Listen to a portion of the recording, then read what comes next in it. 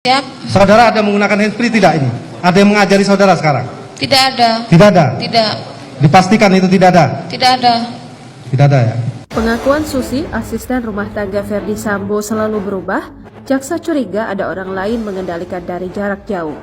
Jaksa menduga pihak tertentu itu mengendalikan dan mengarahkan dari jarak jauh menggunakan handsfree atau perangkat audio dari telinga. Kecurigaan jaksa penuntut umum ini muncul saat Susi menjadi saksi untuk terdakwa Barada Eliezer atau Baradae di Pengadilan Negeri Jakarta Selatan, Senin 31 Oktober 2022. Kecurigaan jaksa muncul lantaran Susi memberikan kesaksian berbeda dengan apa yang telah disampaikan dalam berita acara pemeriksaan atau BAP saat proses penyidikan di kepolisian. Perlu saya kontrol, saksi ya. Ini keterangan BAP. Saudara sudah berapa kali di BAP? Saya lupa. Lupa saudara. Dipanggil diperiksa. Saudara berapa kali? Siap. Jaksa meminta Susi jujur, kemudian bertanya apakah menggunakan handsfree dan mengajari dalam memberikan keterangan.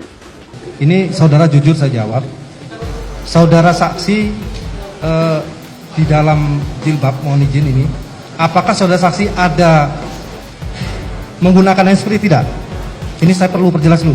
Siap. Saudara ada menggunakan handsfree tidak ini? Ada yang mengajari saudara sekarang? Tidak ada. Tidak ada? Tidak. Dipastikan itu tidak ada? Tidak ada. Tidak ada ya? Mendengar tudingan itu, Susi pun membantahnya. Ia menyatakan tidak ada yang mengajarinya dalam memberikan kesaksian. Benar tidak ada ya? Tidak ada. Baik, saya lanjutkan. Jaksa kembali mengulangi pertanyaan, apakah benar tidak ada? Susi menjawab benar. Majelis Hakim meminta Susi untuk dipisahkan dengan saksi lainnya sebelum menutup persidangan. Makanya nanti setelah sidang ini, saudara saksi ini tolong dipisahkan dengan saksi yang lain. Nanti kita akan cross check dengan saksi yang lain sejauh mana dia berbohong. Baik Yang Mulia.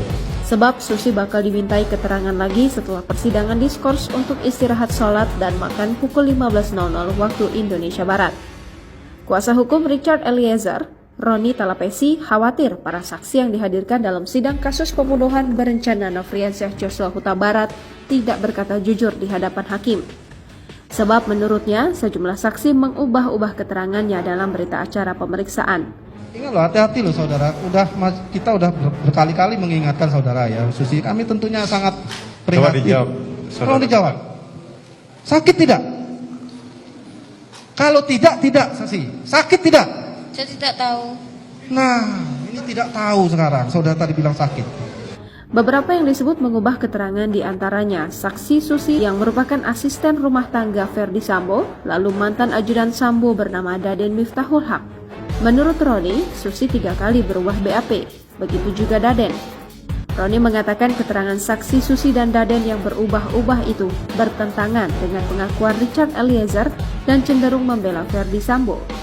Menurut Roni, ini wajar karena beberapa saksi tersebut masih bekerja di bawah Sambo pada awal terungkapnya kasus kematian Brigadir J.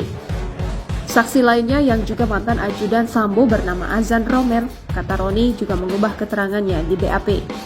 Namun berbeda dari Susi dan Daden, keterangan Romer tak menunjukkan keberpihakan kepada Sambo. Romer mulanya takut untuk berkata jujur. Namun, begitu kebohongan Sambo terbongkar, dia akhirnya berani mengungkap kesaksian soal sarung tangan hitam yang dipakai Sambo sesaat sebelum penembakan Joshua. Juga senjata HS milik Joshua yang terjatuh dari tangan mantan atasannya itu.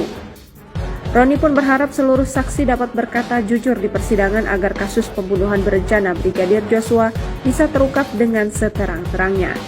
Dia mengingatkan bahwa keterangan palsu dalam persidangan bisa menyeret saksi dalam kasus pidana.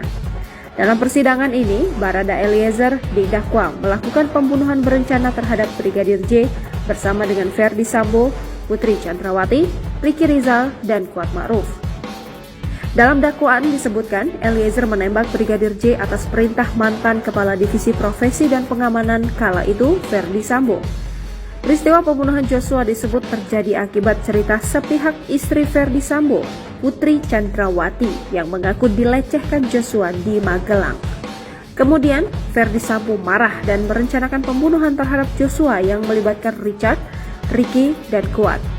Brigadir J tewas di rumah dinas Sambo di Kompleks Polri Duren 3 Jakarta Selatan pada 8 Juli 2022.